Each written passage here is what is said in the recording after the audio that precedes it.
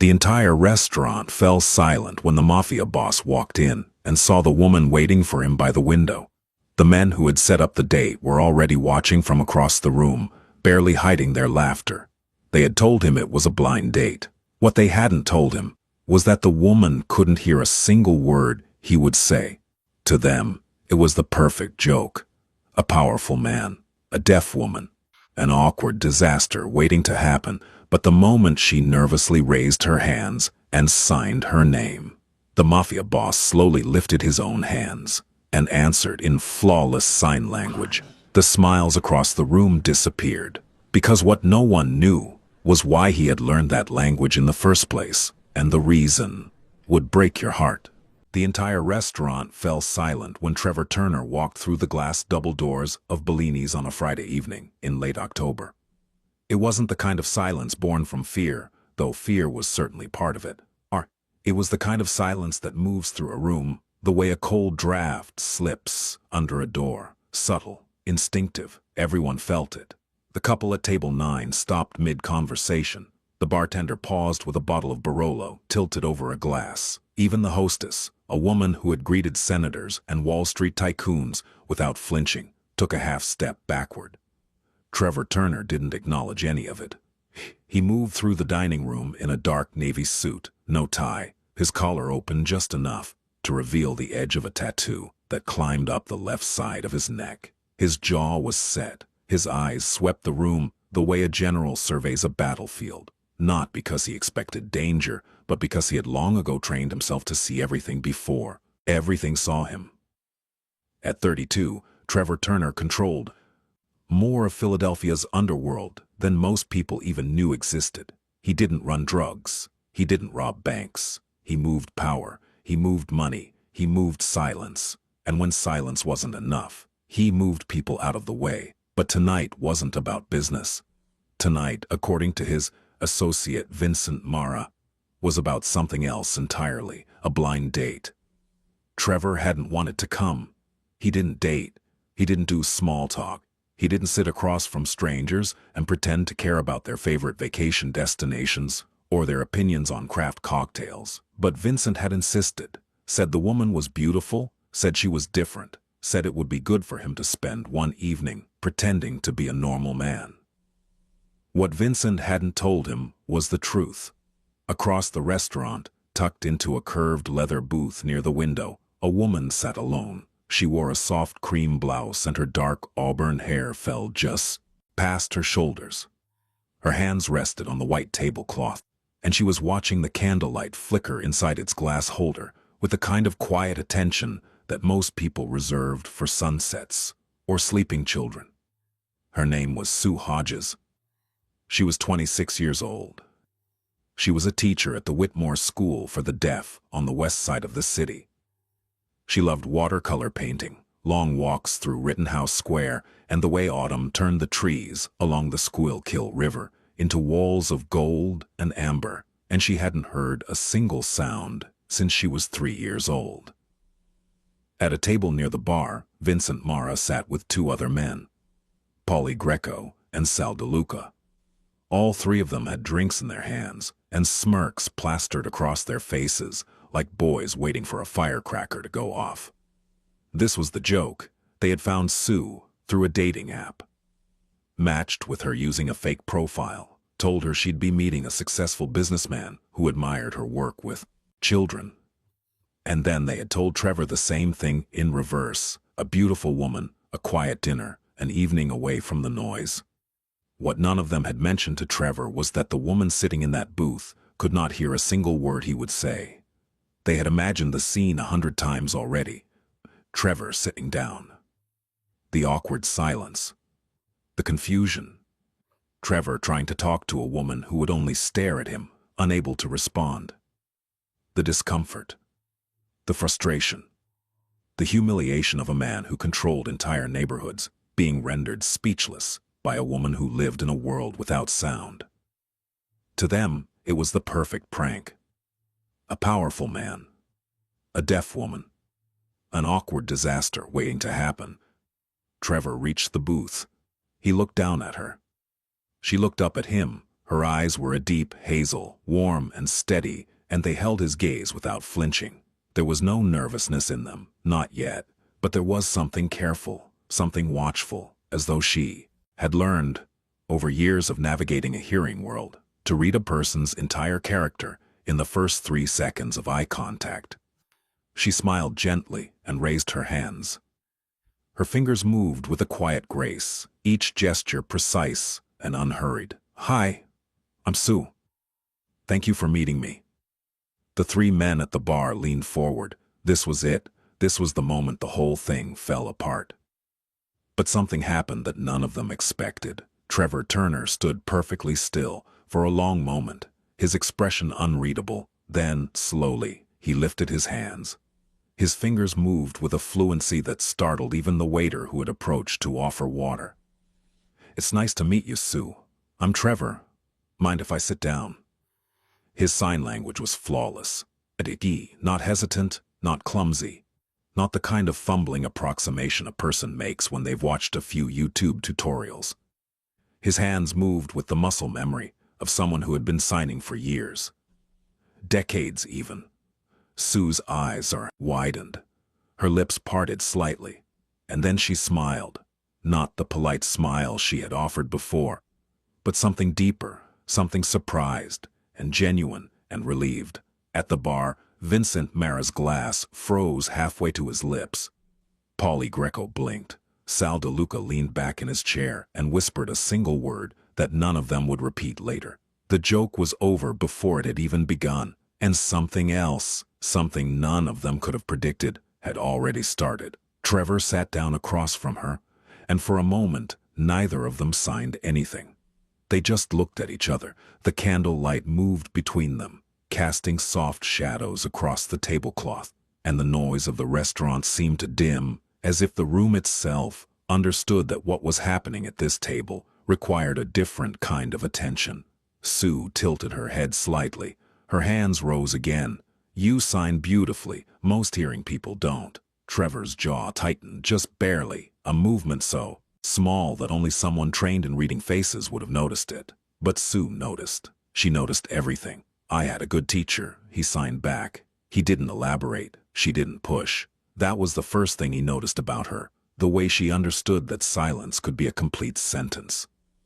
They ordered dinner through a combination of sign language and the waiter's admirable patience.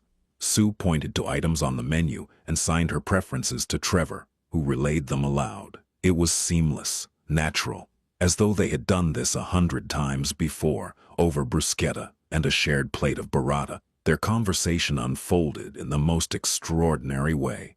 It was entirely silent. Their hands did all the talking, moving through the air between them, like birds tracing invisible paths, and anyone watching from a distance might have mistaken it for something choreographed.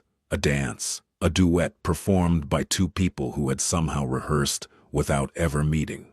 "Tell me something about you that no one at this restaurant would guess," Sue signed. Trevor studied her face. Then his hands moved. "I haven't signed with anyone in 4 years." Sue's expression shifted, not pity. Something closer to recognition. "Why did you stop?" He didn't answer right away. His hand stayed on the table, and for a moment the only movement between them was the slow rise and fall of the candle flame. Then, carefully, as though the words themselves were made of glass, he signed, "I lost the person I used to sign with." Sue held his gaze. She didn't sign "I'm sorry," which was what most people would have done. Instead, she signed something that stopped him cold. "Then I'm glad your hands still remember." Trevor Turner had not felt a lump in his throat in years. He had buried men. He had stared down federal agents. He had received phone calls at 3 in the morning that would have broken lesser men, and responded with nothing more than a quiet instruction and a steady hand. But, sitting across from this woman, watching her say something so simple and so profoundly kind, he felt something crack open in his chest that he had spent 4 years sealing shut. Her name had been Lily. Lily Turner, born 14 months after Trevor. Born into the same chaotic household, the same broken family, the same cramped apartment in South Philly, where the walls were thin and the shouting never stopped. But Lily never heard the shouting. She had been deaf since birth, profoundly, completely deaf. And in a household defined by noise, by arguments, by slamming doors and breaking glass, Lily existed in a world of perfect stillness. Trevor had learned sign language before he learned to read. It wasn't something anyone taught him. It was something he needed. Because Lily was his best friend. His only friend, for a long time. And if he wanted to talk to her, if he wanted to tell her about his day, or ask her what she dreamed about, or warn her that their father was in one of his moods, he had to learn her language. So he did. By the time he was 8, he was fluent. By the time he was 12, he was her interpreter at school meetings, doctor's appointments, parent-teacher conferences their parents never attended. He spoke for her in a world that had never bothered to listen. And Lily, in return, gave him the only peace he ever knew. When everything around them was falling apart, when the shouting got too loud and the walls felt too close, Trevor would sit on the fire escape with Lily, and they would sign to each other about nothing. About the pigeons on the roof across the street. About the clouds. About what they would do when they were older and free. She wanted to be an artist. She drew constantly, filling notebooks with sketches of faces and flowers and imaginary cities. Trevor would watch her draw and think that she was the only truly good thing in his life. And then, when he was 28 and she was 27, Lily died. A car accident. A rainy night on a 76. A driver who ran a red light. She never saw the headlights coming. She never heard the horn. She just stopped. Trevor received the call while sitting in the back of a black sedan after closing a deal that had taken him 3 months to negotiate. He listened to the voice on the other end. He ended the call. He put the phone in his pocket. And he never signed again, not a single word, or fiita, not a single gesture. He locked that part of himself away, the way a man boards up the windows of a house he can't bear to live in anymore, but refuses to sell. Until tonight. Until Sue Hodges raised her hands in a candlelit restaurant and signed her name, and something inside Trevor Turner recognized her immediately. Not as a stranger, not as a prank, but as a person who lived in the same silence that had once been his only refuge.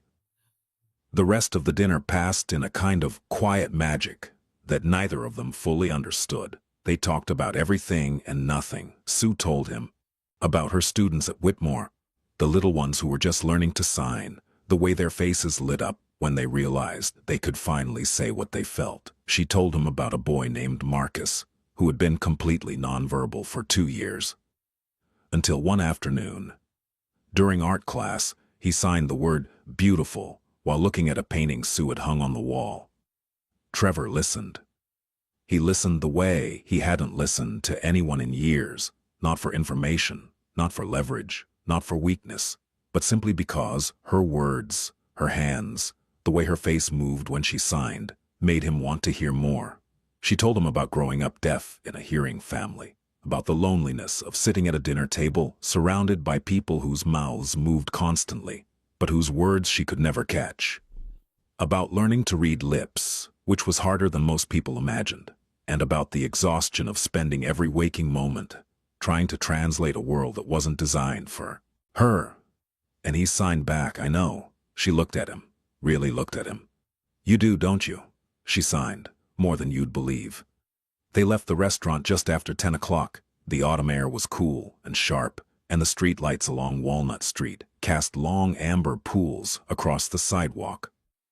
Trevor held the door for her, and as she stepped past him, she looked up and signed, "Thank you for tonight." He signed back, "Thank you for reminding me." She tilted her head. "Reminding you of what?" He paused. His hands stayed at his sides for a moment, and then he signed, "That this language still lives inside me." They walked together for 3 blocks, without signing a word, just walking side by side. 2 people moving through the Philadelphia night with nothing between them but the sound of their footsteps and the kind of silence that didn't need to be filled. At the corner of 18th and Spruce, Sue stopped. She turned to face him. The streetlight above them hummed softly, casting a warm glow across her face. "I had a really wonderful time," she signed. "So did I." She smiled. Then she reached into her bag and pulled out a small card. She handed it to him. It had her name, her email, and the address of the Whitmore School. "If you ever want to talk again," she signed, "you know where to find me." He took the card. He held it carefully, the way a person holds something they know is fragile and important. And then she turned and walked toward the corner where a rideshare was already waiting. She climbed into the back seat, waved once through the window, and was gone. Trevor stood on the sidewalk for a long time after the car disappeared. He looked at the card in his hand. He thought about Lily. And for the first time in 4 years, the thought didn't come with the crushing weight of guilt and grief that usually accompanied it. It came instead with something lighter, something warmer, something that felt, if he was honest with himself, a little bit like permission.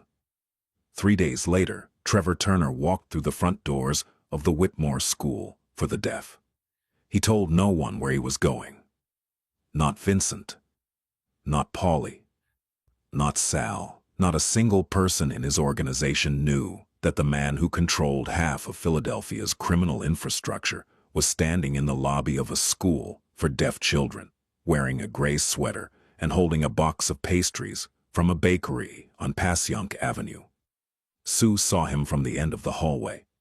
She froze for a half second, and then her face broke into the kind of smile that made everything around her seem a little less heavy. "You came," she signed. "You invited me," he signed back. She gave him a tour, the classrooms, the art studio, the playground. She introduced him to her students, a dozen children between the ages of 5 and 10, all of whom stared at him with the wide-eyed curiosity that only children possess. One girl, a tiny 6-year-old named Rosie with enormous brown eyes and 2 missing front teeth, tugged on Trevor's sleeve and signed, "Are you Sue's boyfriend?" Trevor looked down at her. He knelt so that he was at her eye level, and he signed, "I'm her friend." Rosie studied his face with the intensity of a Supreme Court justice evaluating testimony. Then she signed, "You have sad eyes." "But they're nice sad eyes." Trevor blinked. Sue covered her mouth to hide her laugh. And something inside Trevor Turner, something ancient and armored and heavy, shifted, just slightly, just enough. He came back the next week, and the week after that, each time he arrived without announcement. Each time he brought something, pastries, art supplies, new books for the school library. He never made a production of it. He never asked for thanks.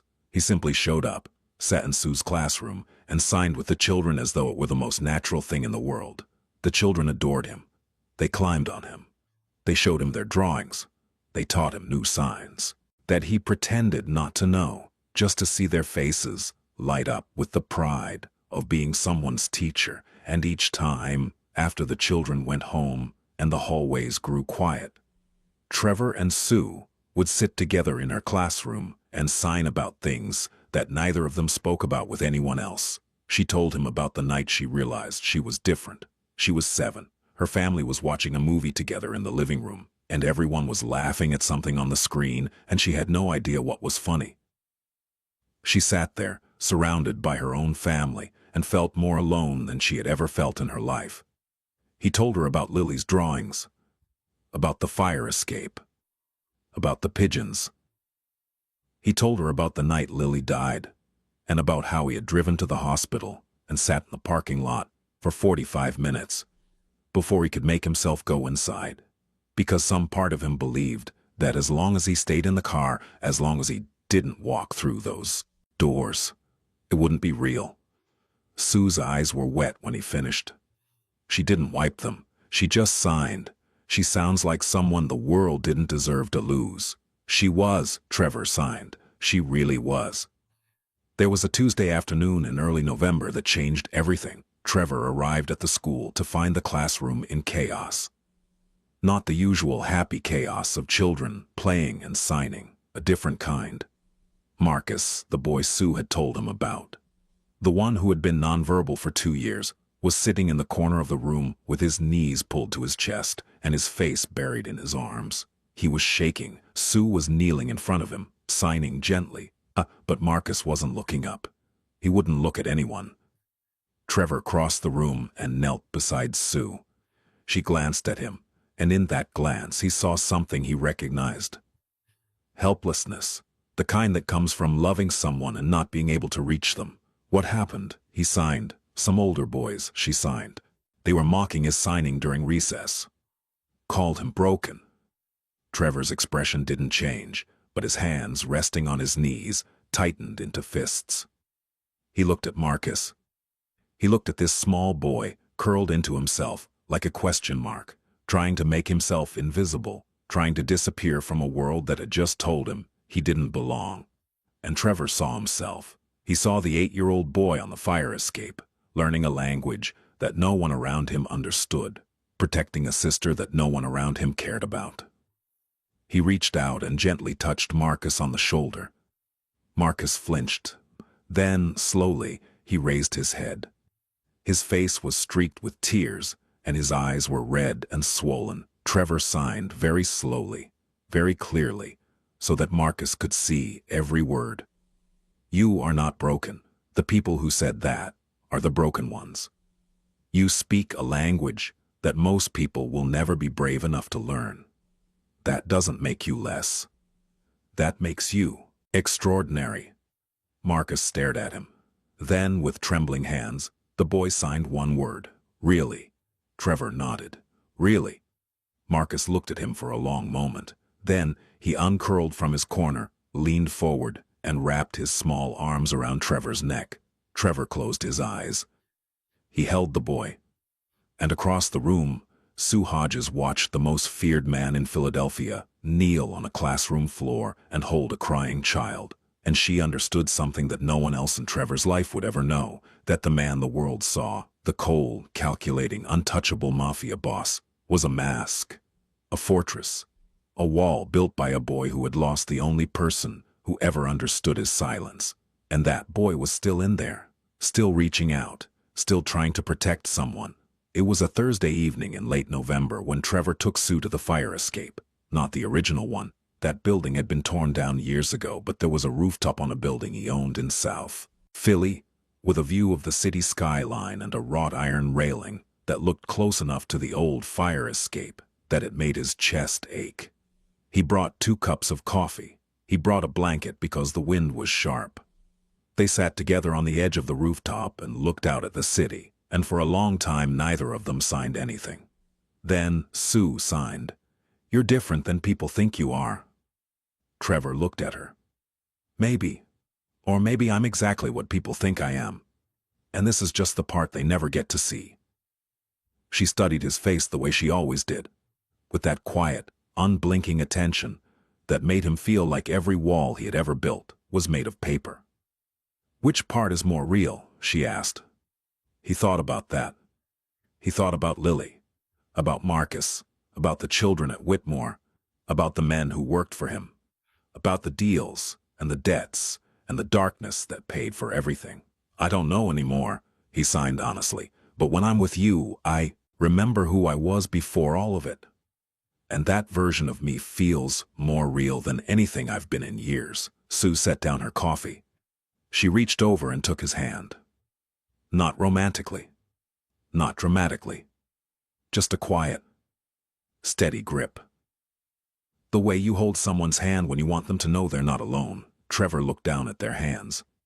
His were large and scarred and rough. Hers were smaller, graceful, calloused at the fingertips from years of signing and painting.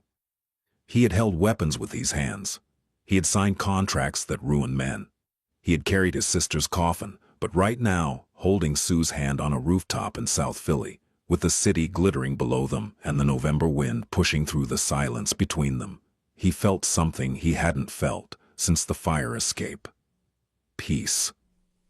The weeks that followed were the strangest of Trevor Turner's life. He still ran his empire. He still took meetings in the back rooms of restaurants and the upper floors of the office buildings that didn't appear on any public directory. He still gave orders that moved money and shifted power and kept the machinery of his world turning. But in between, there was Sue. There were Tuesday afternoons at Whitmore, signing with the children, watching Rosie draw pictures of cats that looked more like potatoes, watching Marcus slowly come out of his shell and begin signing with confidence. There were Thursday evenings on the rooftop, drinking coffee and signing about things that mattered and things that didn't. There were Saturday mornings at the Italian market, where Trevor introduced Sue to the old vendors who had known him since he was a boy, and where she charmed every single one of them, despite not being able to hear their rapid-fire Philly accents.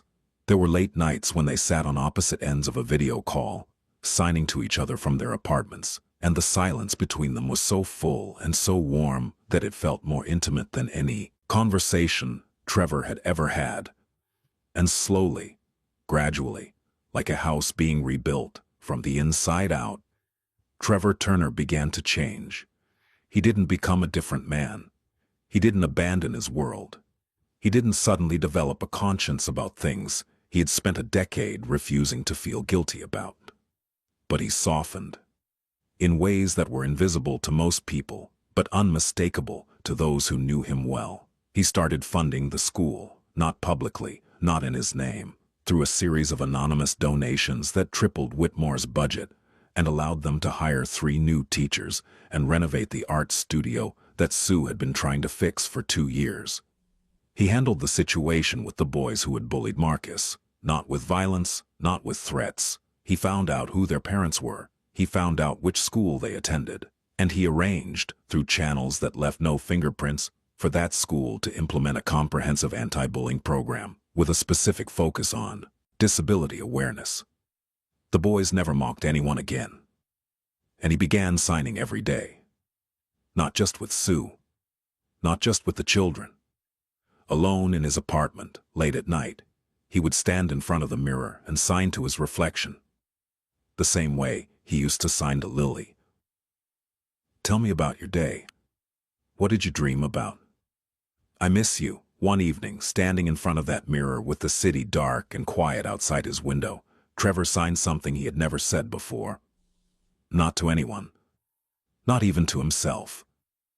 "I'm sorry I stopped talking to you." His reflection stared back at him, hands raised, eyes steady, and in the silence of his apartment, he felt something shift.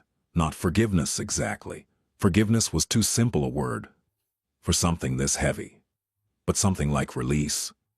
Like the first deep breath after years of holding everything in.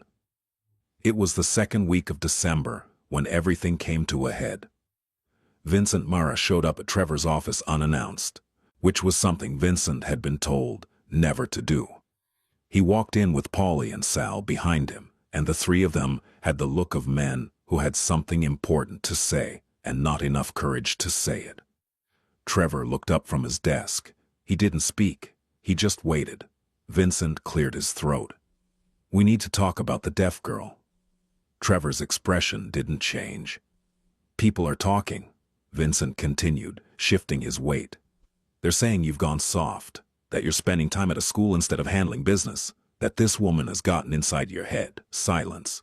"We set that whole thing up as a joke, Trev. It was supposed to be funny, one night, a laugh. But now you're visiting kids and bringing pastries and holding hands on rooftops, and people are starting to wonder if what?" Trevor's voice was quiet, the kind of quiet that made the air in the room feel thinner. Vincent swallowed. "If you're still the guy who can run this thing." Trevor stood up slowly. He placed both hands flat on his desk and leaned forward. "Let me make sure I understand you correctly," he said, and his voice carried the weight of a man who had spent a decade learning exactly how much power could be packed into a whisper. "You 3 arranged for me to sit across from a woman as a joke. You used her disability as a punchline. You thought it would be funny to humiliate me and degrade her in the same breath. And now you're standing in my office, telling me that the problem isn't what you did. The problem is that I didn't laugh." None of them spoke. "Here's what's going to happen," Trevor continued. "You're going to walk out of this room. You're going to go back to your jobs, and you're going to understand something that apparently needs to be said out loud. Since the 3 of you seem to have missed it." He paused. "That woman you used as a prop, she teaches children. She gives them language. She gives them a way to be heard in a world that ignores them. She does more good in a single afternoon than the 3 of you have done in your entire lives combined." His voice dropped even lower. And the next time any of you speaks about her, or speaks to her, or so much as looks in her direction, you will answer to me, not as your boss, not as a business associate, as someone who will make you understand, in terms that require no translation, exactly how serious I am. Vincent, Polly, and Sal left the office without another word. Trevor sat back down. He pulled out his phone. He texted Sue. "Can I see you tonight?" Her reply came in seconds. "Rooftop?" He smiled. It was a small smile, barely visible, but it was real, always. That night, on the rooftop, with the December wind biting through their coats, and the city lights stretched out below them, like a carpet of fallen stars, Trevor signed something he had been carrying for weeks. "I need to tell you something." Sue watched his hands. "Before I met you, I hadn't signed in 4 years. Not once. I locked that part of myself away, because it hurt too much to use it. Every time I moved my hands, I saw her, my sister, Lily, and I couldn't bear it." He paused. His breath came out in a cloud of white in the cold air. "But that night at the restaurant, when you raised your hands and signed your name, something inside me moved, like a door opening in a house I thought I'd sealed shut forever. And I couldn't stop myself. My hands remembered before my mind gave permission. They answered you because they recognized you, not as a stranger, as someone who lives in the same world Lily lived in. A world that I used to belong to, a world I thought I'd lost." Sue's eyes were bright. The cold had turned her cheeks pink, and the street light from below caught the edges of her hair like a halo. Trevor continued. "You didn't just remind me how to sign, Sue. You reminded me that the best part of who I am, the part that sat on a fire escape with his little sister and talked about pigeons and clouds and the future, that part didn't die with Lily. It was just waiting. Waiting for someone who could hear it." He stopped. His hands fell to his sides. And Sue Hodges, who had spent her entire life being told what she couldn't hear, what she couldn't do, what she couldn't understand, looked at the most powerful and most feared man she had ever met and signed 3 words. "I hear you." Trevor closed his eyes. When he opened them, they were wet. Sue reached out and took both of his hands in hers, and she held them the way you hold something that has been broken and carefully, painstakingly put back together. Gently, firmly, with the understanding that it was both fragile and strong at the same time. They stood like that for a long time. 2 people on a rooftop in December, holding hands in the cold, saying nothing, and everything in the silence between them. Below them, the city hummed. Cars moved through intersections. Sirens wailed in the UAI distance. People shouted and laughed and argued and lived their loud, chaotic lives without ever knowing that above them, on a rooftop in South Philly, a man who had forgotten how to feel was learning again. And a woman who had never heard a spoken word was teaching him that the most important conversations don't require sound at all. Christmas Eve at the Whitmore School was always a small affair. Paper snowflakes on the windows. A plastic tree with handmade ornaments. Cookies that the older students baked in the school kitchen, slightly burnt, but eaten with enormous pride. This year there was also a man in a dark coat, sitting in the back row of the assembly hall, watching a group of children perform a holiday song entirely in sign language. Trevor watched Rosie stand at the front of the group, signing with exaggerated enthusiasm, her tiny hands moving through the air like she was conducting an orchestra only she could see. He watched Marcus, standing near the back, signing more, quietly, but with a steadiness that hadn't been there 2 months ago. And he watched Sue, standing at the side of the stage, guiding the children with gentle cues, her face glowing with a pride so deep and so pure that it filled the room like warmth from a fire. When the performance ended, the children rushed off the stage to find their parents. Rosie ran straight to Trevor and climbed into his lap without asking permission. "Did you see me?" she signed. "I saw you," he signed back. "You were the best one."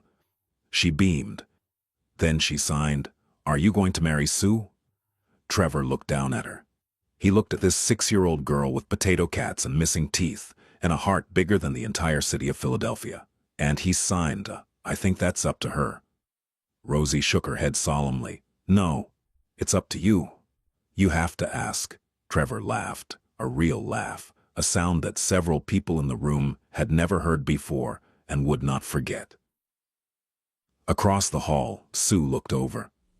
She saw Trevor laughing with Rosie in his lap, and she felt something settle inside her chest, like the last piece of a puzzle finding its place. She had spent her whole life learning to navigate a world that wasn't built for her. She had learned to read lips and read faces and read the subtle shifts in body language that told her what words could not. She had learned to be strong and independent and resilient because the alternative was to be swallowed by a silence that the rest of the world treated as a deficiency. But with Trevor, the silence wasn't something to overcome. It was the foundation. It was the thing that connected them. The language they shared. The world they both understood, and for the first time in Sue Hodges's life, she didn't feel like she was adapting to someone else's world. She felt like she had found someone who already lived in hers. After the assembly, after the children had gone home, and the teachers had cleaned up the paper plates and folded the tiny chairs, Sue and Trevor walked out of the school together into the Christmas Eve snow. The city was quiet in the way that cities only get on this one night of the year. The streets were empty. The snow fell in thick, lazy flakes that caught the light of the street lamps and turned the sidewalks into something from a painting. They walked together through Rittenhouse Square, past the fountain, past the bare trees, past the benches where pigeons would return in the spring. And then Trevor stopped. He turned to face her. The snow was falling on his shoulders, and in his hair, and on the collar of his coat. His breath was white in the cold air. His hands were trembling, and it had nothing to do with the temperature. He raised his hands. I spent 4 years believing that the best part of me died with my sister. That the person I was when I was with her, the person who signed and laughed and dreamed about the future, was gone forever. I built walls. I shut people out. I became someone that everyone feared and no one knew. Sue watched his hands. She didn't blink. And then you sat in that booth at Bellini's and signed your name, and my hands answered before I could stop them. Because the truth is, Sue, I didn't choose to sign that night. My heart did. It recognized you. It recognized someone who understands what it means to live in silence. And it decided, before I had any say in the matter, that it was done being quiet. The snow fell around them. You gave me back a language I thought I'd lost. You gave me back a world I thought I'd never see again. You gave me back myself. He paused. And I know who I am. I know the things I've done, and the world I live in. I know that none of this makes sense on paper. A man like me and a woman like you. But I have never in my life been more certain of anything than I am of this. His hands moved one final time. You are the most extraordinary person I have ever known. And I don't want to go back to the silence I was living in before you. Sue stood in the snow with tears streaming down her face, and she signed back with hands that were shaking and steady and sure all at once. Then don't. He stepped forward. She stepped forward, and in the middle of Rittenhouse Square, on Christmas Eve, with the snow falling and the city sleeping, and the silence wrapping around them like a blanket, Trevor Turner kissed Sue Hodges for the first time. It was soft. It was gentle. It was the kind of kiss that doesn't need a soundtrack or a script or a narrator to explain what it means. It meant everything, and somewhere, in a place beyond sound and silence, beyond memory and loss, a young woman with a notebook full of drawings and a heart full of art smiled. Because her brother had finally found someone who understood his silence, and that, in the end, was all she had ever wanted for him. Sometimes the most feared man in a city isn't looking for power or respect or control. Sometimes he's just looking for someone who speaks his language. And sometimes the cruelest joke becomes the most beautiful beginning, because love doesn't need words. It never did.